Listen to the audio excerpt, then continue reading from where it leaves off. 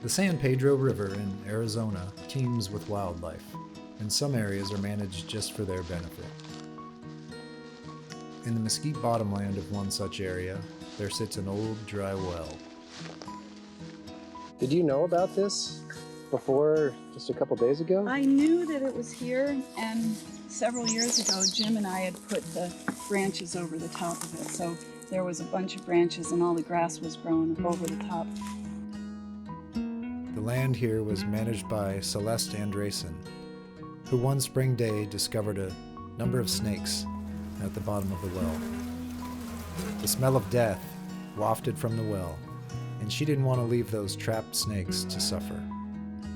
Celeste installed several branches so that the snakes might climb their way to freedom. When she returned a half an hour later, they were doing just that. She picked up a pair of cold and sluggish king snakes that had made their way to the top and carried them to a nearby water source. There they both drank deeply. She returned to the well and took this remarkable photo. There's another pair of king snakes that have made it to the top of the branches. And through a rusty hole in the side of the well casing, we get a glimpse of yet another king snake. And over here, a medium-sized diamond-backed rattlesnake, unseen at first, seems to also be attempting to escape. In the morning, Celeste found the king snakes gone, but the poor diamondback, looking emaciated, remained at the bottom of the well. Though rattlesnakes can climb, they're not as proficient as king snakes, and we decided she was going to need some help.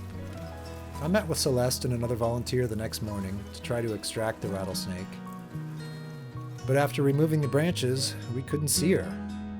To make sure she wasn't hiding in the cavity in the side of the well, I taped my camera and flashlight to the end of my snake stick and lowered it down the shaft, holding my breath against the ghastly odor.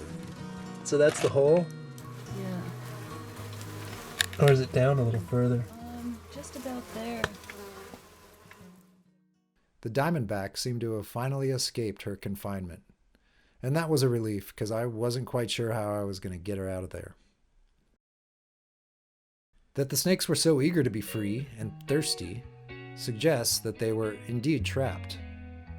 How long could they have been in there? It was too early in the year for snakes to move around much in the cool floodplain, so it's likely they spent the entire winter huddled together at the bottom of the well. And the well would have captured other animals too, like rodents, lizards, toads, and other snakes.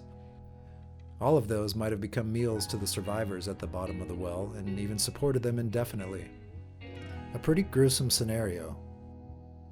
We know Celeste rescued at least 6 snakes, but this well had no doubt taken a hideous toll on native wildlife over the years. So we had to deactivate it. Covering the well in a way that kept out small snakes and other animals would be tough. Instead, we decided to fill the well with rocks from a nearby creek bed. Snakes and other animals would still be able to descend the full depth of the well to escape extremes in temperature, but they'd have a much easier time climbing back out among the rocks. And the snakes will be able to climb up this if they do get in there to winter over. Yeah, they'll be able to wriggle up the rocks, I think, real easily.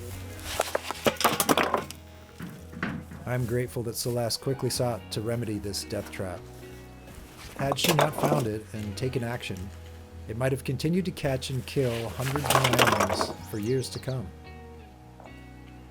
As a passionate proponent of nature, Celeste was known for doing right by all wildlife, even snakes.